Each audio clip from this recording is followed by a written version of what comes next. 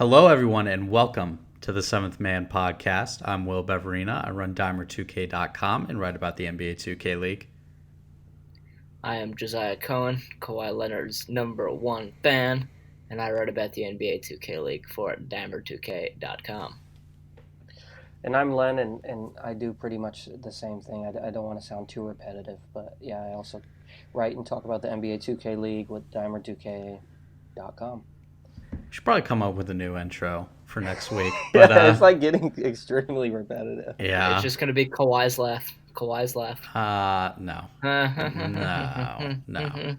No Toronto Raptors on this podcast. We are back for episode 20. You can check out all of our previous episodes on our YouTube channel. Just search the Seventh Man Podcast, and we have a lot of our episodes up on iTunes, Podbean, and Spotify as well. So last week, we previewed the turn. So today, naturally, we should talk about the turn and also some of the trades that have been going down. There's been a lot happening after this tournament. Plenty to talk about in both of those regards. Let's start with the turn, though. Warriors Gaming wins it all, their first ever tournament win. They beat 76ers GC in the finals. They went into this thing a 7th seed. How do we feel about the Warriors winning it all? Was it expected? Was it surprising? Was it somewhere in between? What do you think, Josiah? I think there are very few cases where you can say that something is expected. The Warriors became just the 5th NBA 2K League team to ever make it to a finals. So that in and of itself changes the norm a bit, but history still has a little clout, as demonstrated with the Celtics and the 76ers. It's a great win for the Warriors. I don't think it's too surprising considering the talent that they have on their team. You know, great players 1 through 6.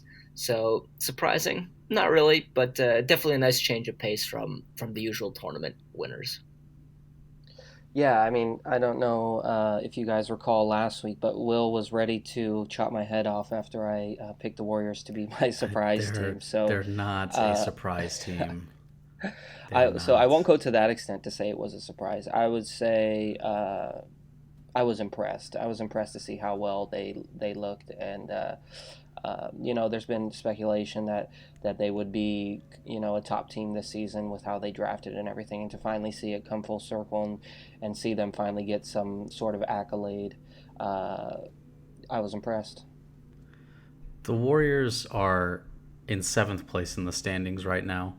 No team in the top third of the league can be considered a sleeper. I know every player in this league swears up and down that they're slept on and their team is underrated.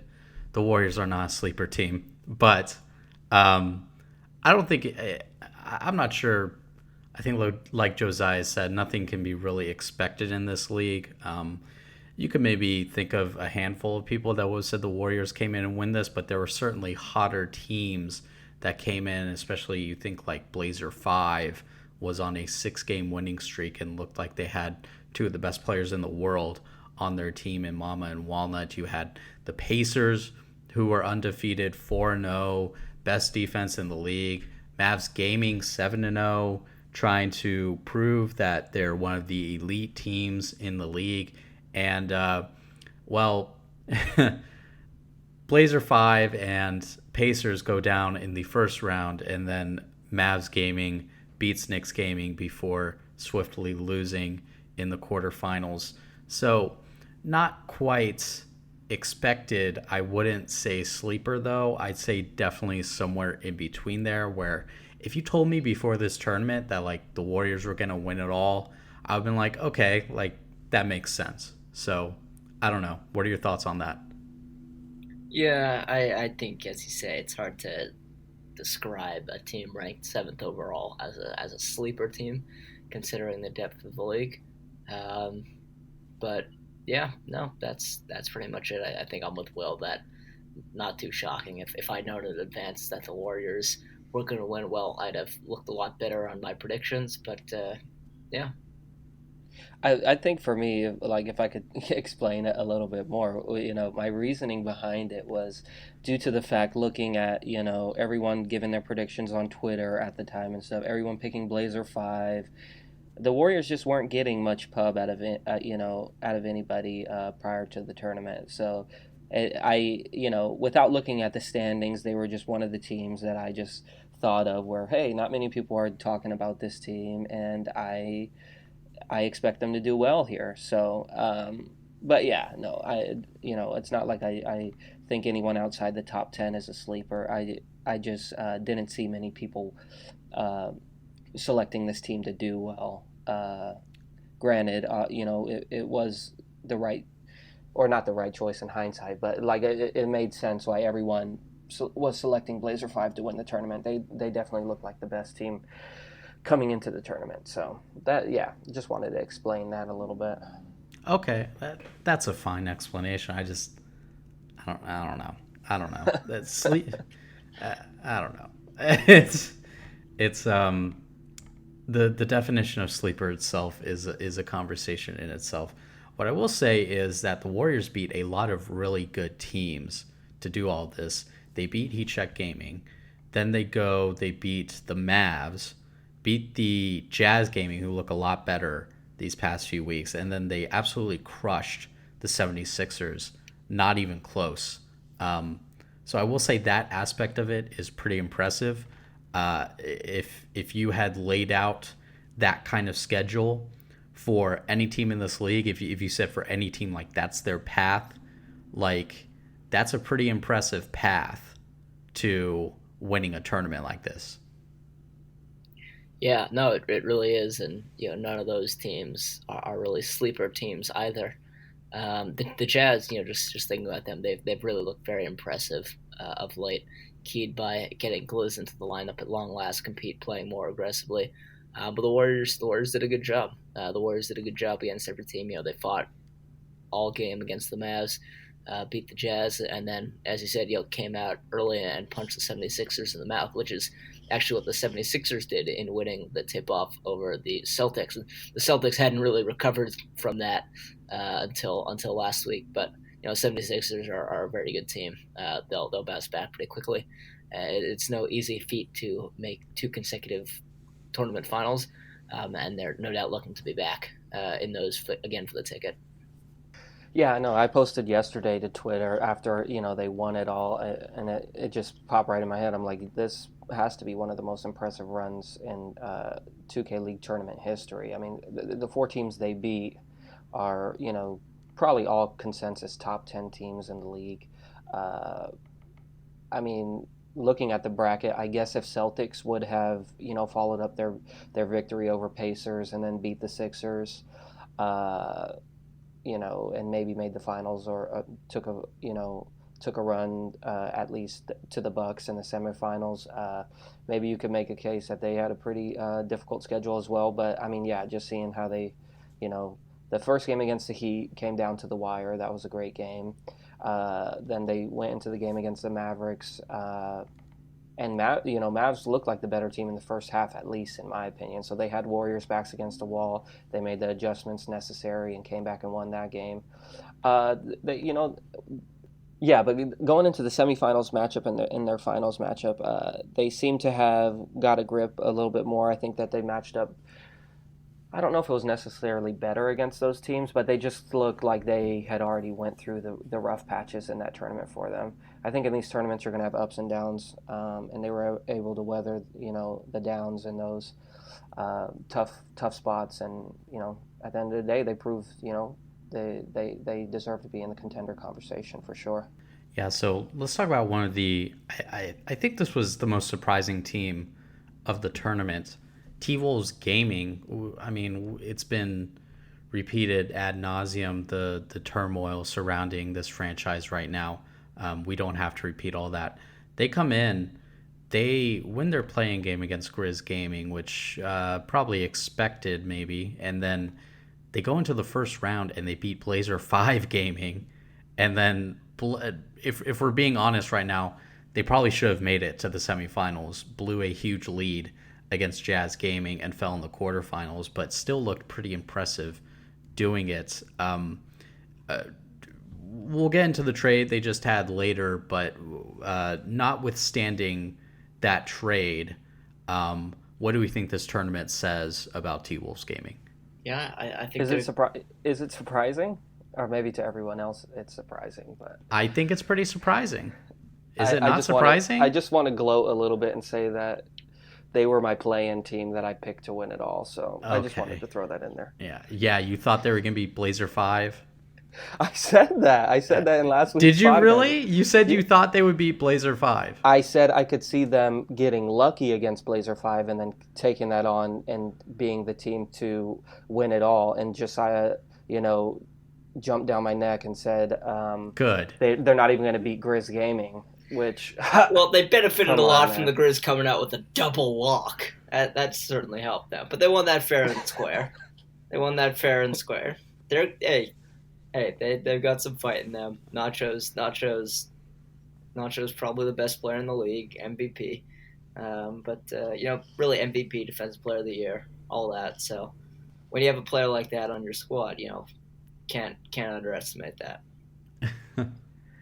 I think what's the most impressive about this team is, I was there on site at the studios, my first time, experiencing it live, and the team that being there in person, the team that you really felt like had a great camaraderie amongst each other was that T Wolves team. And it's kind of crazy because obviously, they had the trade request, they lost their coach recently, but still, these guys, Bear, Nacho, Jojo, Feast, Turnip, those five, they just have great chemistry. So experience that in person, it definitely makes sense when you see how well they mesh together once they're actually on the virtual court. So we mentioned that trade earlier. Came through over the wire on Sunday. T Wolves Gaming sent Hood, who requested a trade to Heat Check Gaming for Jay Money, the rookie point guard who's been struggling a little bit with the Heat. What kind of how does Jay Money fit in to a team that seemed to have a pretty good thing going even in the post Hood era, and maybe is now going to have to disrupt that kind of chemistry they built? Yeah, I mean, so again, being there on site and seeing how the T Wolves, you know, how they've built an off the court relationship amongst each other. I like J Money, going to a team like that where they kind of already established their culture, established who they are, and he could kind of just fit in there. I think, obviously, I've been hearing rumblings, obviously, why the Heat decided to move forward with this move. Obviously, they feel like they can, they're sort of getting a chance to buy low on a player like Hood, who was a MVP candidate in season one, one of the premier scorers in season one. He hasn't quite lived up to that potential or to that billing this season, but in his right, Famous is kind of taking a Bill Belichick approach and saying, "Hey, you guys might not be able to figure this guy out, but I can." So it totally makes sense in their respect. And again, for the Timberwolves, but so as I was saying, they when it came to Jay Money, the Heat, they didn't like that he wasn't as vocal as they'd like him to be on the off or as their point guard and their leader on the floor. And they think they're going to get that out of Hood. But I think even if that is an issue with Jay Money, he's going to the perfect team where he can fit in just well, not needing to be that leader. We've seen Bear has proven week in and week out this season that he loves taking on that role of being in front of the camera, being that voice on the court, being that voice off the court. So I mean, on both sides, this makes sense. I think that the Heat wanted to potentially find someone who could be more of a leader, potentially become one of the premier scorers in this league this season. And then again with the Wolves, they had to find somebody, and to think this potentially was their best offer back. I like it for them.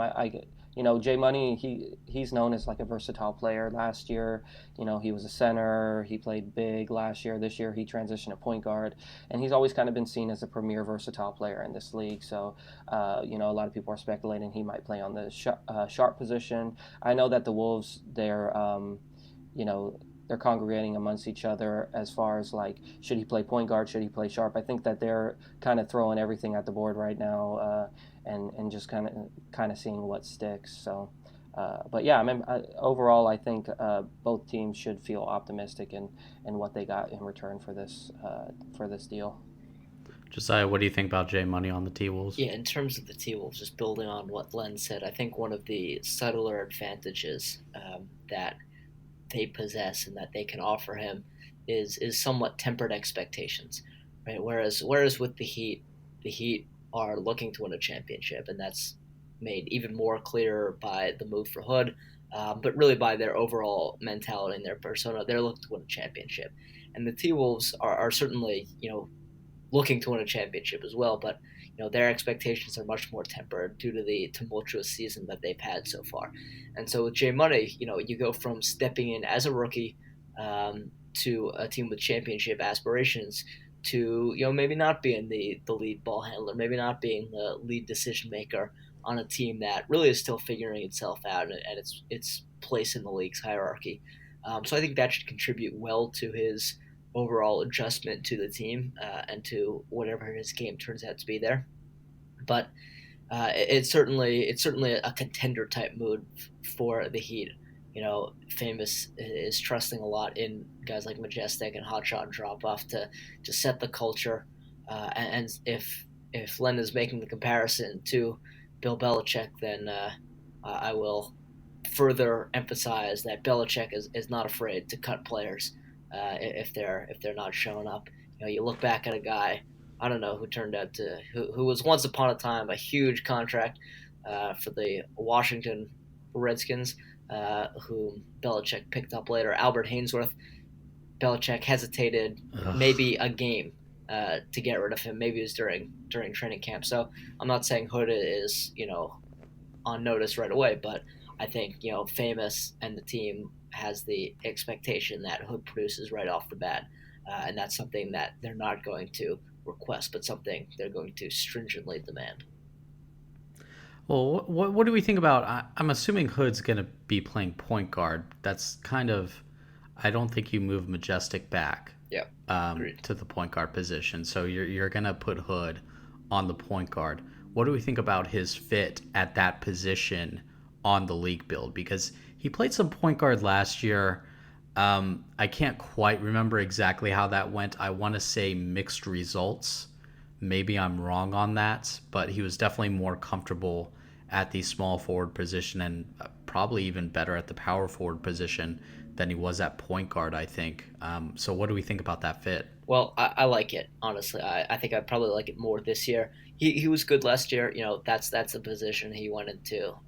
He was on when they went into the playoffs back when he was on the Cavs. I like it because I think Hotshot is good enough at creating for himself on offense, and I think Drop Off is a very savvy player who's going to scheme some ways to get open and get some good shots. And Hood is a straight up scorer. He's not going to be facilitating. He's not going to put up the assist numbers that you might expect out of a top tier point guard. But they're relying on him to score. They believe that they can sort of counter things defensively, right? If Hood's going to be a minus defensively at point guard, and most point guards are a minus defensively with this league build, then the Heat are relying on their 2 to 5 players to make up for that. And so if that just enables Hood to go out there and score, that's what's going to be what best helps the Heat. Yeah, I mean, for me, it's hard for me to say I like something when he hasn't shown me anything that I would like. Going back in history of Hood, he's kind of been known more, he's a great scorer, but he's been known more of a player to find exploits in the game. He was one of the first players to find the 6'10" point forward before the league last year in Pro-Am. Then he goes into the league and he was one of the first players to find that slashing build, and that's where he scored a lot of his points in that first tip-off tournament last year. And he kind of filters out when he has to get back on a build that requires more than just rim running or exploited animations. It's not to say I don't think he can do it. I've never seen it out of him that he can do it. So, but again, I understand famous taking this risk and believing in Hood's abilities. He's been watching Hood play for a very long time. He's seen how good he can be at this game. I'm just looking a little bit deeper as far as it being on the league build and how much harder it is to score, as we see for players even like Kina, who showed they could score in the Pro Am game mode, who still have yet to show they could score in the on the league build. So yeah, he hasn't really shown anything that would make me like it, in a sense of him being on point guard. Would I be shocked if he figures it out? No, he's been playing this game at a high level for a very long time. But if he's not able to find an exploit, I'm not too sure how he'd be able to figure it out. Yeah, I think I lean a little closer to Len on this one, where I'll believe it when I see it kind of deal. Again, this is a very talented guy. Got picked in first round pick last year, gets traded for an expansion round pick this year, gets traded again. Thankfully, he's closer to home, which I think is a big deal for him, which might make him a little more comfortable with his new team. Maybe the being so far away wasn't a big help when he was with the Cavs and the T-Wolves and the cold weather and all of that. Maybe he just didn't like it. I don't know. But I think being closer to home is going to be a big benefit for him. I think the culture and having Famous around is going to be a big help and is a big reason that if this does pay off, and I think it is a risk, but if it does pay off, then those will be some of the reasons that it does. And it's you have to play at a high level when you're on Heat Check Gaming. You have to play at a high level, and you have to commit on defense. And Josiah, you mentioned he's more of a scorer than a facilitator, but that's kind of what this team needs. I think is a guy who's going to go out and get some scoring from the backcourt, because it just wasn't quite happening with J Money. It hasn't been quite happening with Majestic so far. So maybe this is exactly the kind of guy they need, and I think it's a great risk to take. Honestly, I would probably take it if I was the Heat. Thinking about it, it just you got to make some championship moves sometimes, and this is a very high ceiling championship move. And I talked about that when they got J Money in the third round. I was like, that's a high ceiling move. Like you don't get that kind of ceiling with a third round draft pick. Well, here's another high ceiling move where if it pays off, it's going to pay off really big. And if it doesn't, then you're kind of just back where you started, which isn't the worst place to be anyway. So we'll have to see. There's going to be a lot of questions, maybe some sort of settling in period. Yeah, if I could jump in, actually, because Go you ahead. made me think of something. I want to juxtapose this trade with the only other serious, the move that really make you think contender move, right? And obviously, every trade so far has been targeted at making every team better and competing for a championship. But the sort of move, like simple numbers game, high ceiling kind of move, when you already have an established core, is what I'm thinking about. And to me, that means you have to juxtapose this trade in conjunction with the peroxide trade, right? And so if you look at the base numbers on that, that was Blazer 5 sending the number 17 overall pick to the Bucks for peroxide. And if you look at this from a pure numbers game, this is the Heat sending the player who was the 51st overall pick to acquire Hood. And so that's three times. 17 times three. I think it was 51st pick. It might have been 52nd for the Heat. But from a pure contenders perspective, that is the sort of draft capital you like parlaying into a guy who last year was the second highest scorer in the entire league. Yeah, Yeah, I think you make a really good point there about that. Go ahead, Len. yeah. I was just gonna say, yeah, I agree with that. The only difference being, you're basically trading, your number one option in a sense offensively, hoping that Hood can be a higher I ceiling wouldn't than say that. number one option. Hot Shot's definitely the number one option. Yeah. I mean, Hotshot is, but I'm saying like J Money had 23 points against the Warriors their last game. I And it mean, was his best granted, game of the Okay. the season. move was already speculative. Yeah. Yeah, but I'm saying like if in a sense though, I'm saying with Peroxide, with the Trailblazers already had Mama, they already had Walnut, so they already knew what they were getting. What they were hoping they would get out of Peroxide is kind of finding a little bit more offensive production since they did lose shots.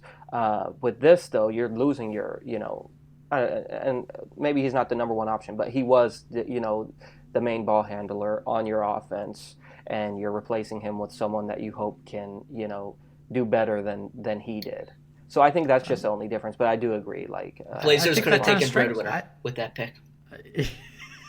huh? Blazers could have taken breadwinner with that pick. That would have And been pretty good. I would have liked it. I would have liked that. Yeah. Well, I mean, I think that just strengthens the argument for the Heat because Yeah. you're talking about trading a 17th overall pick for a complementary piece versus basically, selecting Hood with the 52nd or 51st overall pick, and a guy you're counting on to kind of come in big for you. So, I mean, I think that kind of strengthens the argument for the Heat and why they should have made this move. But Yeah. No. Yeah. I don't disagree at all. I think it makes plenty of sense for why this move happened on both sides. Uh, yeah. I have my reservations. I haven't been blown away by what I have seen from Hood this year. Granted, he's going to be on a different position in a different scenario with this team. I just have my reservations. yeah, we'll see. It's a big question. Let's move on to the second trade that went down. This is also a very interesting one. All three of them were very interesting, to be quite honest with you. But the second one, Mr. Styles being traded to Hawks Talent GC for Dev Goss. Josiah, what do you think about this trade? I mean, right off the surface, you have to look at it as an overall win for the Hawks. Not because Dev is necessarily such a bad player, but because you get the chance to move Rando back to a position he might be more comfortable with. Yes. Which This is for the phenomenal Hawks. because Rando I look at Rando's done very very well in his spot starts at point guard. But if you get the chance right here to diversify your offense, you get the chance to throw your very unique offense featuring shots at teams, and then you get the chance to deploy Rando in a more traditional role. Then you add in a point guard who is a good facilitator to those sort of offenses. I mean, that's a really very very interesting three-pronged sort of attack that not a lot of other teams are offering. This way you don't lose anything at the three, and you might even gain. You certainly gain some facilitation and some point guard experience at the one. You lose some scoring at the one, but I think the net benefits outweigh the losses for the Hawks here. For the Pistons. Pistons have been having, Pistons have struggled on the court this year.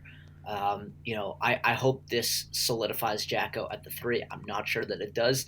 But look, if you're the Pistons, you're banking on Dev to come out there and be a star alongside his former Pro-Am teammate. And if you get that, then you win this trade. If you don't get that, then you got to ask some questions. I'm extremely high on this move for the Hawks. I think if they were to had make any move, I think this was the move that they needed to make. I was very critical of the Hawks draft coming into the season. I felt like they drafted, two sharpshooters right off the bat, and they always needed like a main ball handler. Luckily, Rando was able to kind of be a stopgap there, but if you're trying to contend for a championship in this league, as talented as Rando is, I don't think he could be a championship point guard. However, I do think he could produce at the sharpshooter position with the likes of Perfusion, those type of players. I think we just haven't had the opportunity to see that quite yet, and I love this move for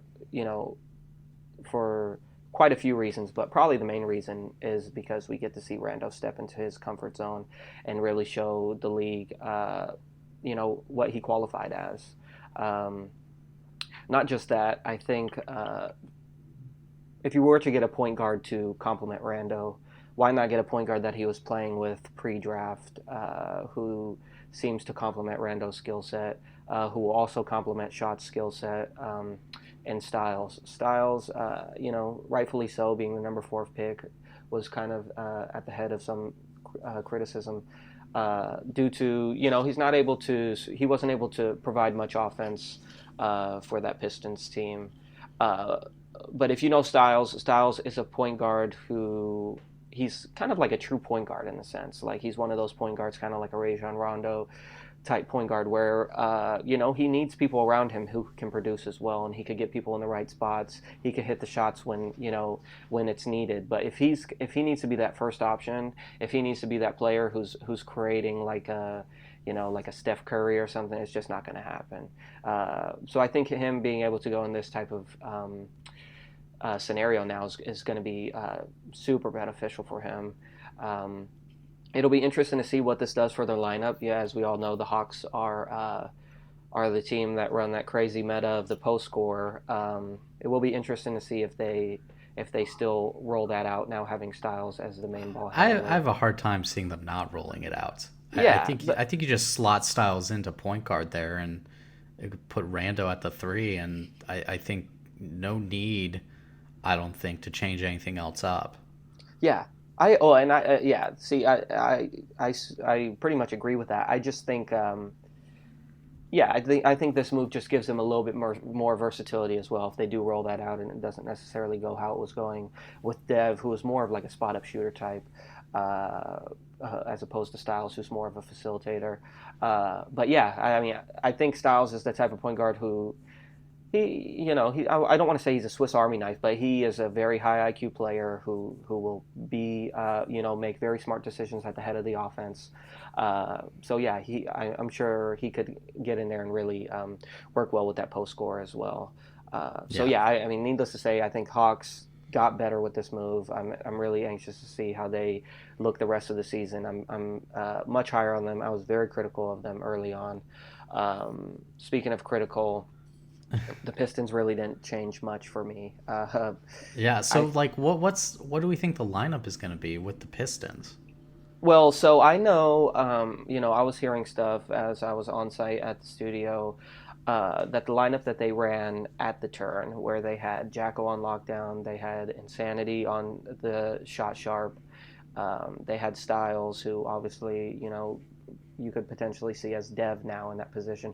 But basically, to me, now seeing that this trade went through, and the hindsight of that move, them not practicing that lineup at all, and the coach or whoever decided in that front office, hey, this is the lineup we want to run, even though we haven't practiced it at all, kind of just let me know that they kind of figured this move would work out, and they wanted to, or that this move would go through, and they wanted to see how Jacko would look in that scenario.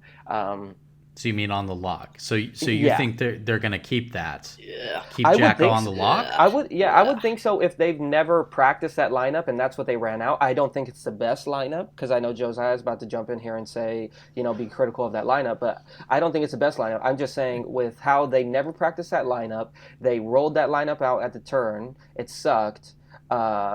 And then I heard that morning that Jacko found out that he was going to be on lockdown, that Joseph found out that he wasn't going to play. It just makes me believe that they kind of had an idea that this lineup that this trade potentially could happen, and they wanted to see how players looked on those positions. I think Jacko should settle in at the 3. That's where he gave him the boost, based on watching him in ANZ Pro-Am.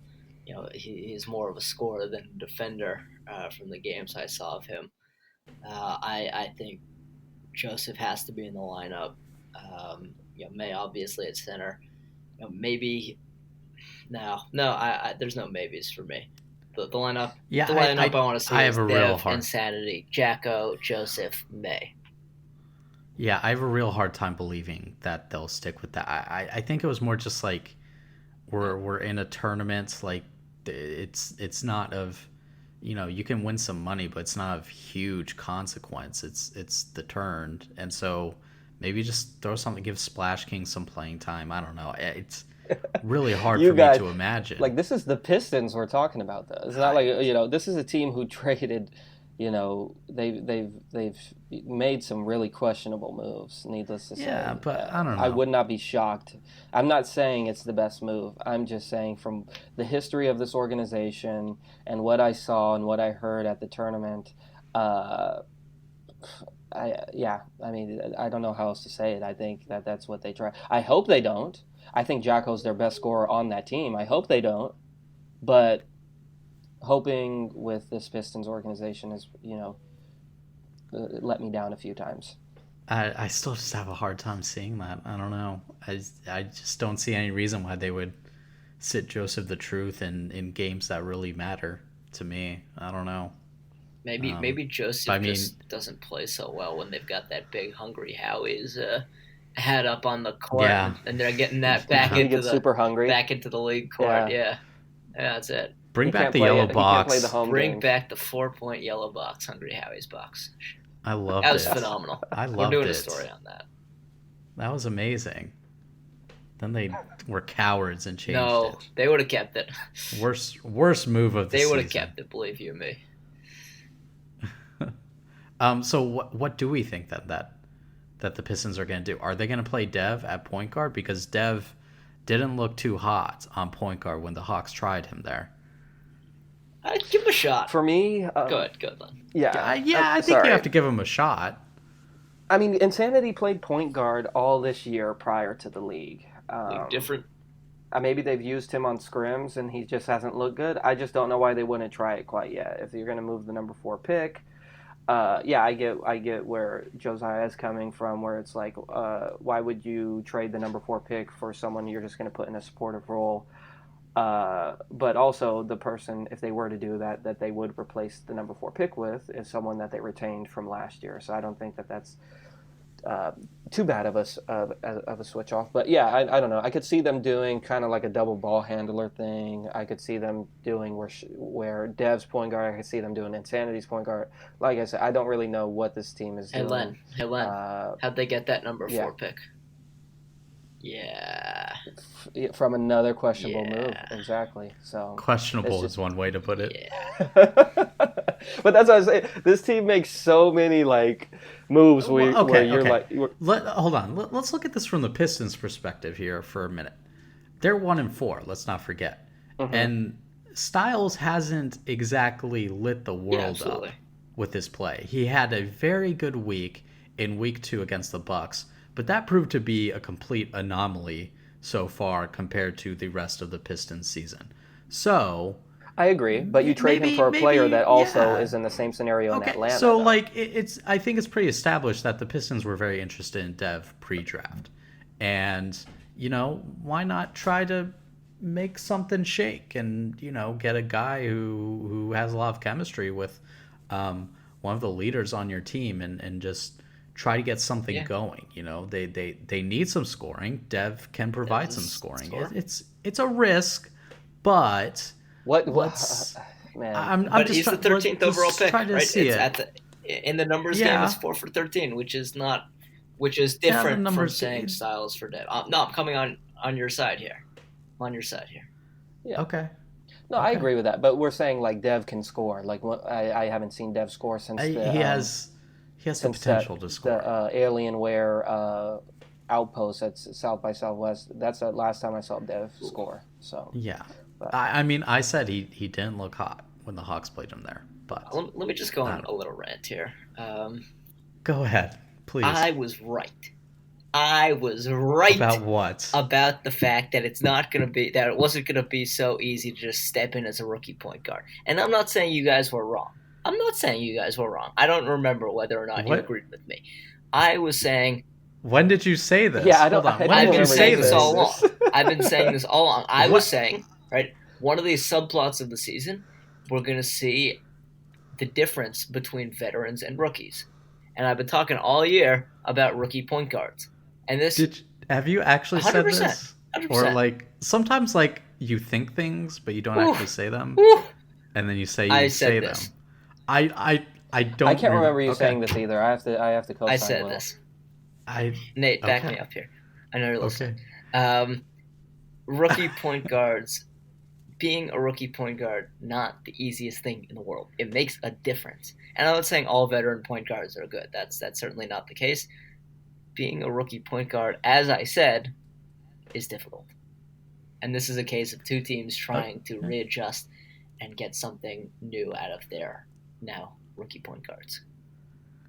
Okay, Yeah. that's fair. No, I mean, I think you're completely right. The rookie point guards have, not played. I think outside BP, really trying to think of the other rookie point guards.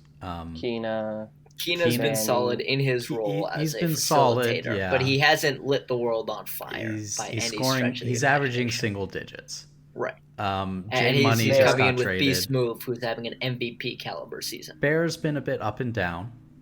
Yeah. Showed those flashes, but hasn't been quite consistent. Yeah.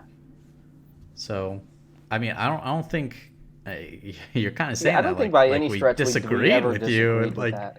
Yeah. like As I said, I'm not saying you guys disagree. okay. You went on your rant. But what I will say, I just want to hit on one more point. I think I may have spoke on this a little bit, but I think that this is a coming to terms by both teams realizing maybe they didn't select the proper pieces to complement each other in the draft. Maybe Pistons overlook Styles playing with players that necessarily can't put the ball in the bucket the best. And maybe that the Hawks thought overlooked how hard it was to play point guard this year, so they felt they could have just played Dev there. So yeah, I mean, I think this move makes sense.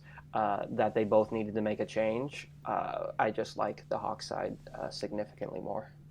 Yeah, I'd say right now I like the Hawks more, but we'll see. We still have one more trade to talk about. Sick going from Cavs Legion GC to Toronto in exchange for All Hail Trey. This is a very surprising move to me, I think. What do you think about this, Josiah? As the resident Raptors Uprising expert, Josiah, what do you think about this one? I think you got to look at it in terms of the bigger picture. Obviously, the Raptors love Trey as a person, as a player, and they're sad to see him go. But with the fact that Doza solidified himself, it seems, at point guard. Right, you've got a number one pick at point guard. Trey wasn't going to play the lock. You get Kenny back to the three, which is his better position. He's more comfortable there. He's had more success there in the league. And then, King Quay is great interior center, great rebounder, but he struggles a bit on the perimeter. And then you get Sick, who's a very versatile big man who can come in and play the four. It's an upgrade defensively at the four, from a playmaking and a defensive standpoint. All right, and you get your scorers still at the one and the three. So the Raptors just sort of had, the Raptors had a wealth of riches almost, and that seems strange to say when you look at their record. But they're 2-3. Yeah, in terms of their record, it's strange to say, but they've got a lot of pieces, and there are only so many starting spots. And so you get Sickend, who's a great defender, very versatile player, and it's a very, very impressive roster head to toe. And then from the Cavs side, you desperately needed that secondary score. Moving Strainer to the one, with or without Lycopros suspended. You trust in Larry to perform at center, which I think he will. And then you get All Hell Trey, who again, really, really great scorer, very, very underrated player. And he'll make an immediate impact for them at the three. Yeah, for me, I think I think it makes sense. I'm not sure if the Cavs, how they went about this, if they, obviously we all know they need a point guard. This even before the announcement of the suspension to like a pro, I think we all knew that the Cavs were still potentially trying to find a point guard. He wasn't playing the best. And so I'm not sure if they, reached out to teams and were trying to see if they could get any type of elite point guard for Sick, as he's an elite center, and just weren't able to do so. And Trey ended up being, the best secondary ball handler that they found, that they could, actually get. So, but yeah, I think it makes sense. They're believing in Strainer to move to that point guard position. They believe in Trey's abilities. Trey has shown he can, really put the ball in the bucket this year. I think Trey will benefit from playing next to a player like Strainer who can also score. I think in Toronto, playing next to Doza can't necessarily score the best, but he can facilitate kind of well. So it'll be interesting. I think that'll be a great tandem. And then for Toronto, I think getting sick. I liked King Quay early on. It seems like he's kind of, you know, uh, not necessarily fell out or fell off, but I just think if you could get a game-changing player like Sick at the center position, why not do it? So yeah, that's kind of where I stand on that. Yeah, the fit with the Cavs makes a lot of sense to me. Getting All Hail Trey, they have some very versatile players that you can move around. I think both teams added some very valuable players. Remember, All Hail Trey was protected by Raptors Uprising. They really believed in this guy. They really liked this guy, and but we've mentioned Sick is a very good player. He's kind of one of those game changers at what he does. So it's not too surprising then to see that they went out and made this move. For the Raptors, I have more questions about how exactly they're going to make everything fit together. Um, they've been moving the lineup around a lot as it is this season so far. So adding in a guy like Sick kind of does raise some questions about where you're going to move everyone.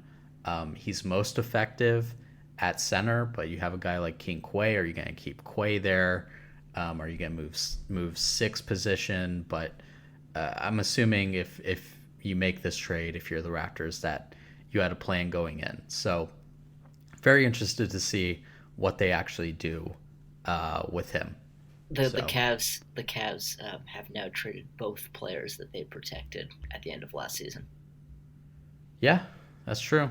That's a very interesting point. I feel like I haven't seen anyone bring that up, but I mean, Also for players who were picked at the last and beginning of the first and second round, four players who I'm not sure where Larry and Trey were picked, but I know that they weren't picked in the first round or yeah, the Larry was the second. second, Trey was the fourth.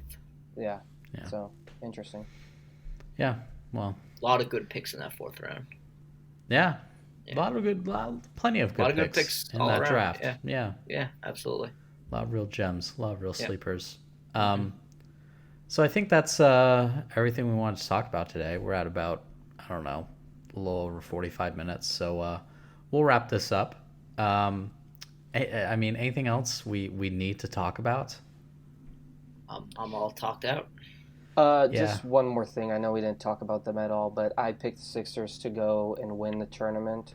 They came up he short, but just I keeps just want to telling say us about that all I the was teams he Ah, I was picked, just that all I right, was just how very Will. right high on he Will, their the honor was. change here. of Willie, playing what's the breadwinner on the honor rim here? Just sharp. It's proven really vital, and that's why they lost to the Warriors. They weren't able real to have him on humble the rim sharp, guy. but I'm a believer. Sixers, I knew they would turn it around, and I told you Radiant would be good on the playmaking shot creator. Wow, That's all I had to say. That a that very was an impressive rant. That started out with, I just want to say that I think 70s, and then finished out with, I'm a believer. I like it. very Len going out on a limb here, saying he You guys started to believes in rattle me when you guys were 76ers talking over me, so gaming. I just had to focus in and make sure I said what I needed to say. Len with the identity and the integrity. Who said that? Someone said that to me the other day. I was very impressed. Who? It was at the studios. Someone mentioned identity. It may have been Tommy from the Warriors. Hey, I don't remember. the people listen. The people listen. The What people can I are say? clamoring for Josiah Cohen's wisdom. It may have been I don't remember. If it was you and you were the one to say it, hit me up so I properly credit it to you. You haven't said that enough this season.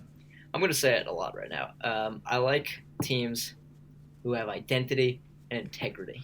Who are some teams that have identity and integrity this season? I think the Pacers have Pacers. identity and integrity. Oh yeah. The 76ers have had some spells of not having sufficient integrity, but they have a lot of identity. Yeah. You know who has an identity? Who? Blazer 5 Gaming. They has do. an identity. You want to hear a team who does not have identity and integrity? Wizards District Gaming.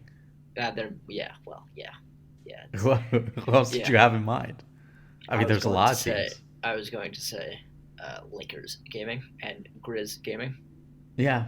You could say those as well. I'm going to say those teams as well. A disappointing lack of identity. And Celtics? Do they? integrity. What about them? Where do they fall? The Celtics have identity. They do not have integrity. Okay. I think the Celtics. Yeah, but I think the Celtics try too hard to act like they don't have an identity. Like at this tournament, like they keep overthinking adjustments that necessarily don't need to be made. But yeah, okay, yeah. Yeah. All right. Just roll with Fab. Fab's a monster. Yeah, he was my MVP pick, and then it was nice to see Perfusion back on sharp. I'll say that. Yes, it was. Yeah, don't move him from there. Do not put him on a That's center. where he belongs. That's where he belongs. I think that's it for today then. Josiah, where can the people find you and all of your wonderful content? People can find me at Josiah Cohen 13. That is a 1-3 on Twitter. Follow our YouTube channel. Dimer. Is it Dimer or Dimer 2K? It's just Dimer. Follow Dimer on YouTube. And you can find my writing as per the usual on dimer2k.com. Len, where can the people find you and all of your content? So you could find me on Twitter at Len_2K. I like to put my thoughts and opinions out. If I'm not feeling like writing an article on dimer2k.com, I'll just put a couple blurbs on Twitter, so you can follow me on there. I'll put some interesting stats and stuff on there. But you can also find my articles on dimer2k.com. As Josiah said, the Dimer YouTube is active. It's going. We got 3 videos up right now. We're about to get some more videos up there. Make sure you subscribe to that. Check that out. And yeah. Speaking of stats, 2K guys, where are you at? Oh my god. Yeah, we need them. We need them desperately. We need them. My life is literally worse off because yes, of it no is. 2KA. It makes everything so much harder. Yeah. I cannot trust the league stats ever again. League's been better this year. They're not perfect, but last 2K season just does. Oh, last season they were so bad. Was a cluster. So Awful. bad. 2K, we miss you. Yeah, I met Max at the turn, so I should have pressed him a little bit and said, "Hey man, get on your guys, dude. We need some analytics." Oh, we've been on them. Trust me. Been trying. They're just, I don't know. But yes, go subscribe to the Dimer YouTube. I've been a big fan of the videos. I have nothing to do with the videos. I just throw ideas out there, and then Josiah and Len make them. So I've been a big fan of those end products there. So go subscribe to that. You can follow me on Twitter at Will Beverina. That's BEVERINA. Follow Dimer at Dimer2K. But if you're listening to this podcast and you're not following Dimer, then what are you doing? Check out our website, dimer2k.com. So that's going to wrap things up. We will talk to you guys next week, hopefully. And see you then.